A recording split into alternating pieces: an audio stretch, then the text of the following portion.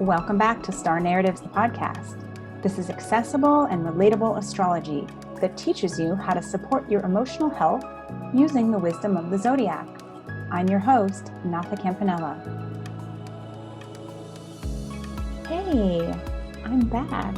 I'm back with a solo cast, and this month's solo cast is on the sign of Aquarius. So Aquarius is a sign that it took me maybe longest to really understand. And I don't know why that is. I mean, certainly it's a big, vast archetype, and it's very heady. But I get it now. And I've spent a lot of time really looking at the Aquarian influence in my chart and sort of making sense of it. And I'm going to share a lot of how it shows up for me in my chart in this episode, because I would like to present the info in such a way that it starts making sense for you, because we all have Aquarius in our chart, and we all have Uranus. Uranus is the planet that rules Aquarius, and we all have an 11th house, and that's where Aquarius and Uranus live. So there are three different versions of this archetype that we all have somewhere. So some of us have it very strongly, and some of us it's more subtle, but yet it's there. And it's a really important archetype. It's something that we need as humans to really exist in such a way that we are not stagnating. So I want to talk about it today and hopefully give you some guidance and insight into what it means for you in your life and how to make the most of it. So Aquarius is a fixed air sign. The fixed signs, remember, are the ones that have an agenda of getting the work done, of doing the thing. The fixed signs are Taurus, Leo, Scorpio, and Aquarius. So all four of those belong to an element. Aquarius belongs to the air element.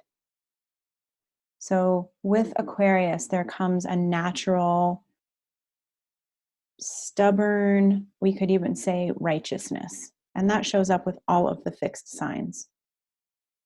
The value of the fixed signs is that, we have to get the work done. The cardinal signs have the ideas, and the mutable signs are the troubleshooters. But if all we did was come up with ideas and troubleshoot them, nothing would ever get done. And so we need the fixed signs. And we might find in our own chart and in the charts of the people that we love and that we're around every day that their fixity drives us nuts. Because, people that are really committed to seeing things through in their way can be hard and yet really, really necessary. So here's what's interesting about Aquarius, because Aquarius is a sign that really pushes for change. And so how do we have fixity combined with an urge and a deep need for change? And the way that I see it is that Aquarius wants to change, and that really is the obsession, right? It's like, no, this has to be different. This has to be revolutionized. And so Aquarius, as a sign, it's an air sign, so there's a lot of intellect involved. Aquarius is inventive and opinionated and outspoken. Aquarius can also be detached and sort of, eccentric and progressive. So imagine that Aquarius as a sign is always pushing to innovate and to revolutionize what is here. So when we look at the zodiac and all 12 of the signs go in a specific progression, Aries starts at the first house and we go all the way around to Pisces at the 12th house. So Aquarius is the 11th sign and Capricorn comes before Aquarius. So anytime that we change signs, so right now it's late January and the sun has moved into the sign of Aquarius. It's left Capricorn. Capricorn, remember, is that sign that is all about traditionality and doing things the old way. And I did an episode on Capricorn, so check that out if you want to hear more about Capricorn. But Capricorn is very much about rules and regulations and government, and we need those things. We can't function very well in big, huge groups of society without having rules. But with every sign, it sort of kicks away the energy of the sign that comes before it. So Aquarius shows up and says, all right, so we're doing these things and we're following these rules, but it's not good enough. And why should we keep doing it that way? And that doesn't really work. And let's change that. And Aquarius really has a lot of genius, a lot of innovative intelligence, and really ultimately wants freedom. And so when we're talking about the planet that's associated with Aquarius, we're talking about Uranus. And so Uranus will push us to liberate ourselves, to free ourselves from stagnation. Uranus is always moving in the sky. And right now, Uranus is in the sign of Taurus. And so those of us that have, a lot of fixed signs in our chart, a lot of fixed planets, we will be getting Uranus transits over the next 6 years as Uranus in Taurus kind of moves around and makes connection with all of our planets that are in fixed signs. So if you don't have a copy of your natal chart, I would suggest that you get one. And I actually have a free ebook right now on my website that you can download that gives you instructions for how to get your natal chart. And then also it's just a really beautiful astrology key so that you can begin to identify some of these things that I'm talking about when I say, your planets that are in fixed signs. Obviously, what the hell am I talking about? But once you get your chart and that ebook, you can begin to decipher some of this. So you'll know, am I doing Uranus transits? Because when we do a Uranus transit, we are really pushed to change something in our lives, right? Uranus and Aquarius really don't do well with boredom.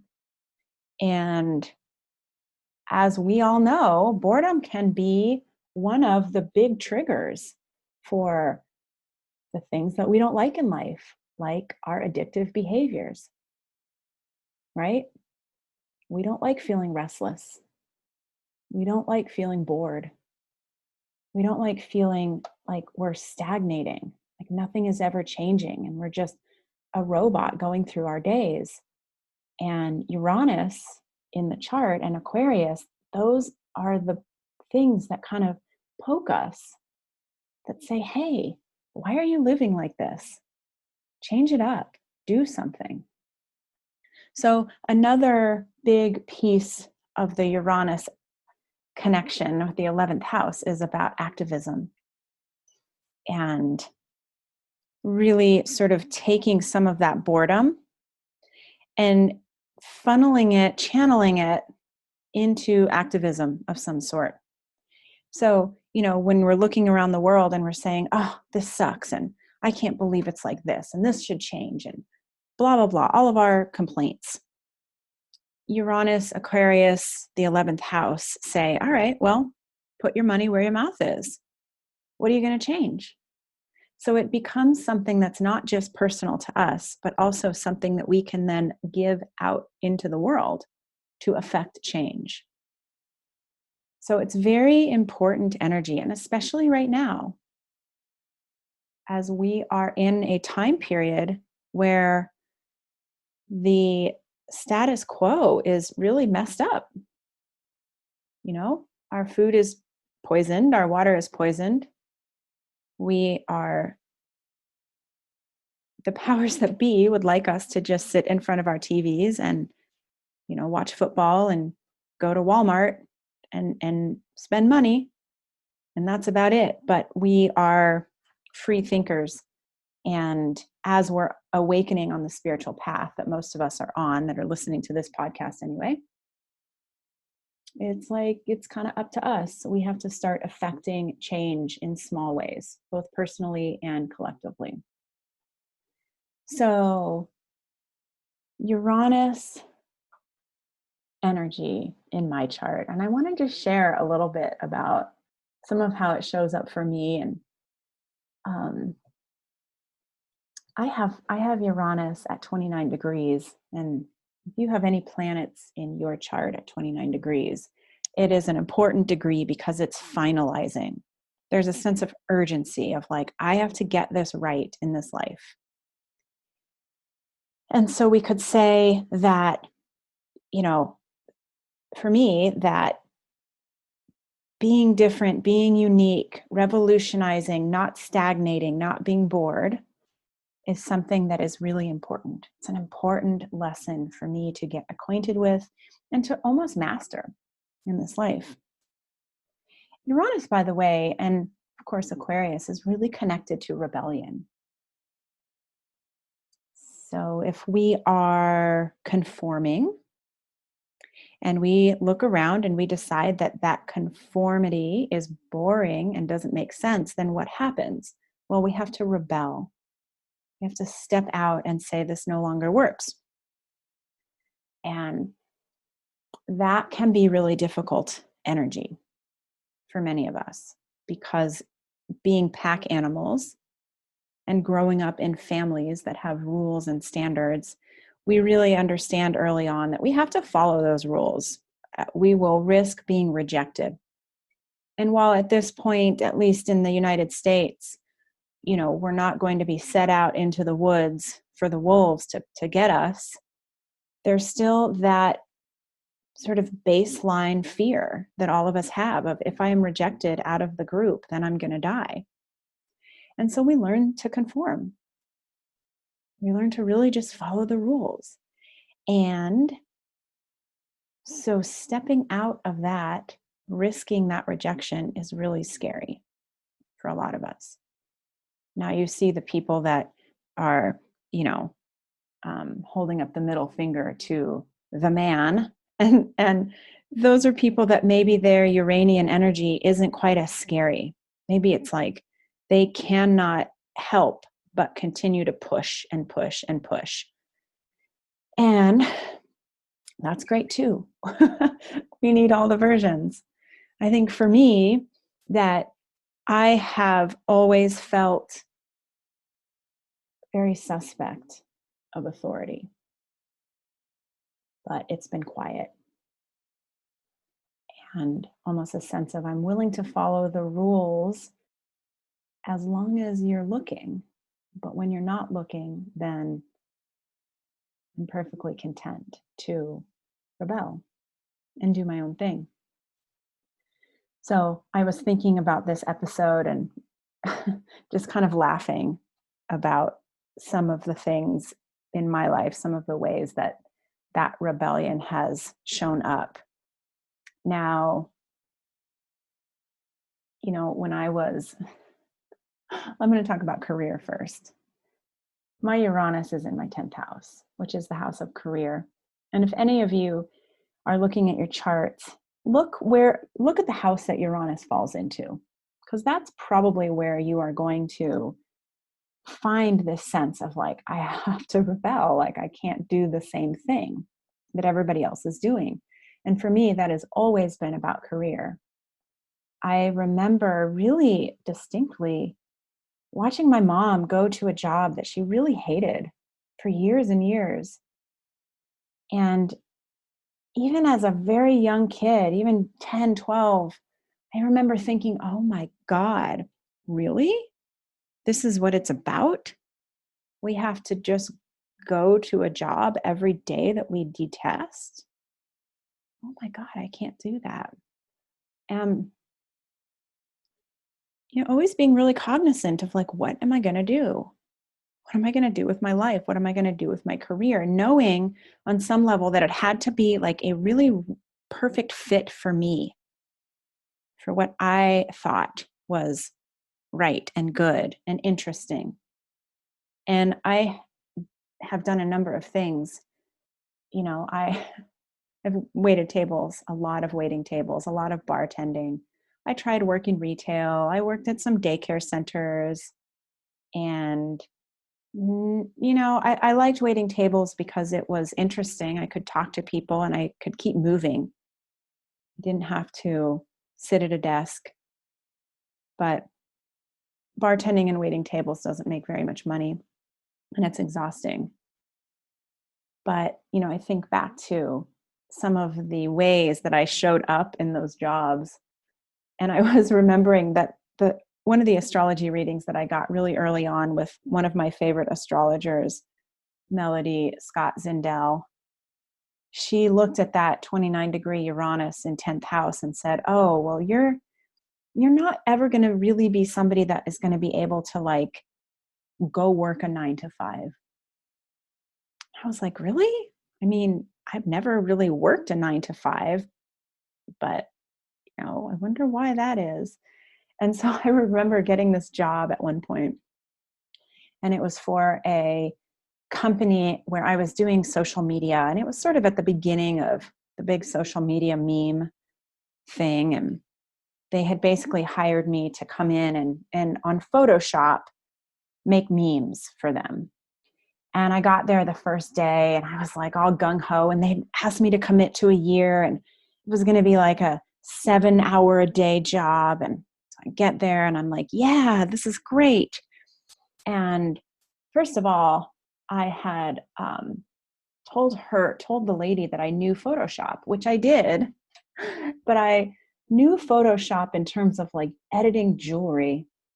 I didn't, and once I sat down and I really realized that I didn't understand how to use Photoshop in a way to make the kind of memes that she wanted, the posters for her Instagram and Facebook.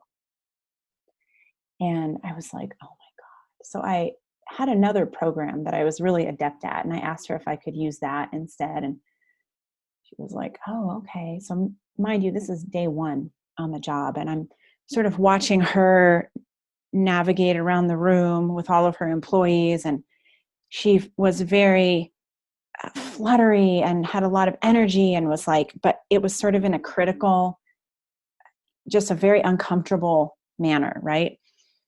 And so then I'm sitting there and I'm making memes, and she's, walking over and critiquing them as I'm making them. And she's saying some stuff like, I don't like that shade of brown. I want a different shade of brown. And in my head, I'm going, really? Like, really? You're nitpicking the difference between chocolate brown and cocoa brown? Okay. And then there was another woman who was an employee who had called in sick because her back was out. And I heard this boss demanding that she come in anyway. And so the woman comes in, and her husband has to accompany her because she can't carry anything. Her back is out. And she proceeds to spend the day on the floor doing work from her computer. She's sort of laying on the floor so her back can deal, and she has her computer on her stomach. And I'm thinking, oh my God, this is the job. I'm doing this for a year. And meanwhile, the boss is still popping over to critique, one thing or another. And as we know now, when it comes to social media, these things go out once a day. It doesn't really matter if the color is cranberry or cherry, right? Like, it doesn't matter. And so I'm kind of doubting my decision making on this job, but I'm also still like, no, you can do it. This is great. This is a real job, and you're going to have income that comes in every day, and da, da, da, da, da. So I get home that night and I get a call at like 9 p.m. and it's her. And she's telling me that, she's very sorry, but she just doesn't think it's going to work out with me. And at first, briefly, very briefly, I was like, oh, unbelievable. I can't believe it. Like, my skill set isn't good enough for you. Followed by a rush of total relief. Like, wow, I just got fired from this job and I'm so glad. That was going to be horrible. And then later I had a reading with Melody and she said, oh, of course you got fired.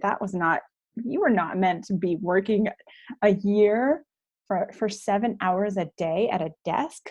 So anyway, and that's been true. I've never been able to do a job like that. I've always sought out things that are fairly non-traditional. And now that I understand Uranus in my chart, I really see why that is. Now, it doesn't make it comfortable for me. For many, many years, I was a jewelry designer and a metalsmith, and that was good. I liked telling people about that. That seemed to get me in the group, right? People could understand that. They could make sense of it. And it was like, oh, that's cool. Can I see your jewelry? And so in a way, it was like my way of working for myself, being creative, and also being accepted. And then I decided a handful of years ago that I didn't want to do jewelry anymore. I didn't like selling a product because it felt stagnating, right? It felt like too much conformity. I love the art part of the jewelry, but the selling part I got bored. And so I went through a multi-year process of becoming certified as a life coach and doing a bunch of different certifications. And then I found astrology after dabbling in astrology for years. But then I actually did a really intensive year-long apprenticeship with a master astrologer named Jamie Kale Miller. And it clicked. It was like, oh, I'm supposed to be doing this now. And that really appealed to my Uranus in my chart, right? Of like, oh, this is cool. This is different. This is creative. This is me not working for somebody as an assistant in front of a computer. This is me sort of with the freedom to use my mind, to not be bored, to be a free thinker, to have flexibility and, kind of like there's a uniqueness, right? To being able to do this. And so that's great. I love it.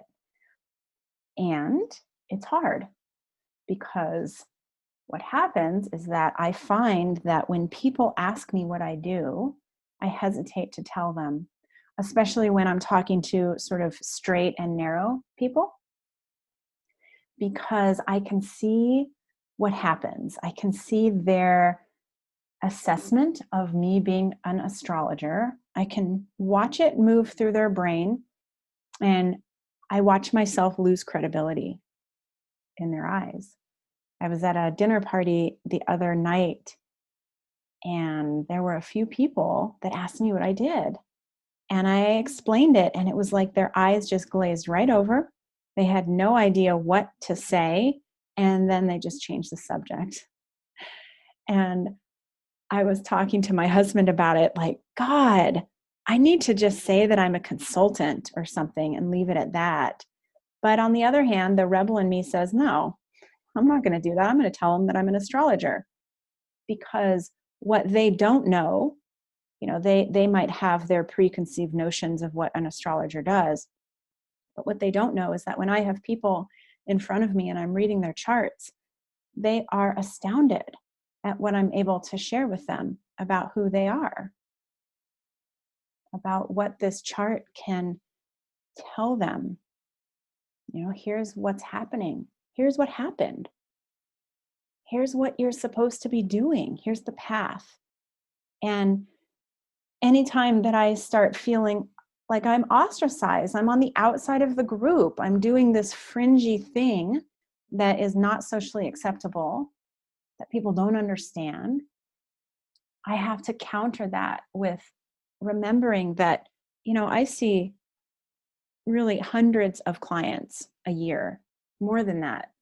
And so I'm doing astrology full time, and I have people in front of me all the time that are tearing up as they're hearing about themselves, that just want more, that things start clicking for them in a new way. And that to me makes it worth it, right? So the part of me that gets shunned and feels like a Fruit Loop can kind of be balanced out by that part of me that knows and sees every day how valuable the work is. But understanding how that shows up for me is important. And so when you look at your chart and you look for where Uranus lands for you, you can get some similar insights. If you're somebody that has Uranus or Aquarius in the 7th house, that's relationships. That means that part of your big work around rebellion, around changing the status quo, around not following the rules that have been taught to you, that's going to show up in your relationships. Maybe you're going to like non-traditional relationships. I've done readings for clients where I explain that to them and suddenly it starts to make sense. Maybe they've always felt polyamorous and they didn't know why and they didn't like it. But knowing that that's part of their path is to have non-traditional relationships, then it starts to feel like, okay, I'm doing what I need to do here. And it can, it doesn't have to be polyamory. It can be something like my partner and I sleep in separate beds, or we have a long distance relationship, or, whatever. It's any kind of, I have to do this differently. Sometimes it even looks like I'm doing it differently than my parents did it. And of course, if you have Uranus, like for example, in the 1st house or connected to your rising, then that's going to be about your self-presentation. Really wanting to be different, unique, special, changing it up. So it's a really cool archetype to examine in your own chart to see how it shows up. And, speaking of that 1st house, Uranus, or Aquarius, if you have Aquarius rising. My daughter has Aquarius rising, and she has always been, ever since she was little, really particular about her presentation, about the clothes that she wears, about the way that people see her. And she's a teenager now, and she's really, really fashionable, but it's a different kind of fashion. It's progressive, right? It's not just following the same old things that teenagers are doing. It's very different. So it reminds me, because I have my Uranus is angular, which means that it's connected to my rising. I'm remembering back in middle school, like some of the things that I used to do to stand out, like wearing, I remember one outfit that I used to love was I would take all of my earrings and I would attach them to my shirt and I would wear them. And I think about it now, and I'm sure it was the tackiest thing ever. But I can really relate to that, needing to like sort of show up and present in a way that is cool, that is stylish and unique and different, right? Because with Uranus, it's that non-conformity that becomes really important. It teaches us what it feels like to not, to have to kind of step out and innovate, because eventually what we see with Uranus and 11th house and Aquarius is that when we're willing to step out and be different, be unique, and sort of be active, be an activist for something, is that we end up eventually having people follow us. So we have to be out of the group for a bit before then people start to look and say, oh, that's cool. I want to do that too. And so when we're talking about activism, all of these grassroots things that start small, that start to gain momentum, that's Aquarius, that's Uranus, that's the 11th house. That's a few brave people who are willing to step out and make their perhaps non-popular opinion known. They're willing to say, I'm not going to conform. I'm going to innovate. And eventually people start to follow suit. And that's how social change is made. So when we're talking about the idea of social change, we're talking about that archetype. So a little bit about what Uranus is doing right now. Transiting Uranus is in the sign of Taurus. And Uranus is in a sign for about 7 years. It moves very slowly. So it's been in Taurus for about a year. We have 6 more years. Taurus is the archetype of agriculture, of finances, of, in many ways, self-care, of taking agency of our bodies. And so when we look around the world, we are in a time period where the importance of the activism around things like the way that we grow our food, the way that we treat our water, the way that we approach our healthcare, and the way that we deal with our money. All of these things are up for some revolution, for some change. And obviously, we have known about things like climate change and even, pesticides and, the dangers of the stuff that is in the water. We've known about all of this. We've known that our financial structure is, it's owned and controlled by a few big banks. And it's time for revolution in these areas. And even when it comes to our self-care, more and more people are looking into things like energy work and alternative medicine. And so as Uranus transits through Taurus, these things will be very supported, making changes. So as you're listening to this, know that it's a very important time for you to assess where you're at. What kind of food are you eating? What kind of water are you drinking? What kind of alternative healthcare practices are you using? What do your finances look like? And it's probably time to institute a little bit of change, and maybe some unconventional thoughts and practices around that. It's time to look around, how can I free myself from some of the things that are not working for me? Where have these things gotten stagnant? And we're going to see changes around the world, like collectively on this level, like cryptocurrency, for example, is a good example of how Uranus and Taurus is coming in to change things. This is a whole new way of doing currency that is not owned by one of the big banks. And we're really seeing how, buying from small farms makes sense. And, all these different ways that we've all been just sort of operating like, oh, I go to the store and I buy this kind of food and I spend this money and I go to this doctor. Like, all of this is potentially up for changing and shifting. And so I really encourage you to be listening and sort of diving into what pops into your mind. What needs to change for you in those areas? I promise you there's something.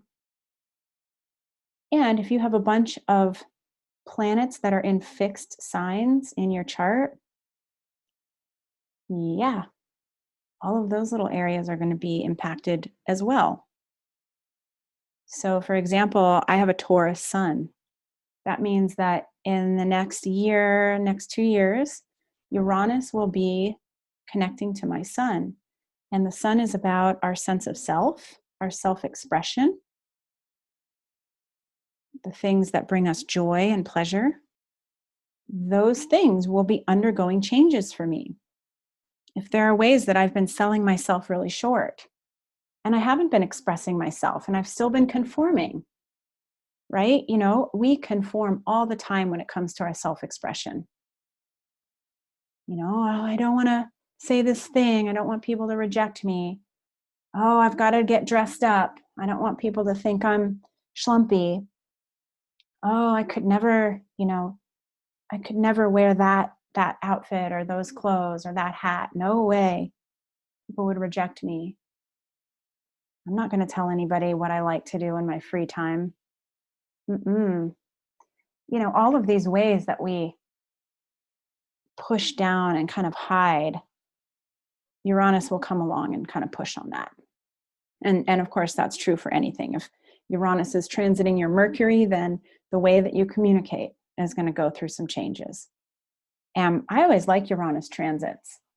I love Uranus activity because it's like, great, show me where I'm bored.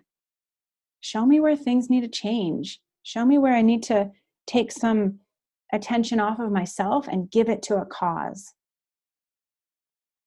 These things are just so valuable, so that we don't look back over our lives and wish that we had done something else, something different, something more exciting. All right, I think that is what I have to say about Uranus today.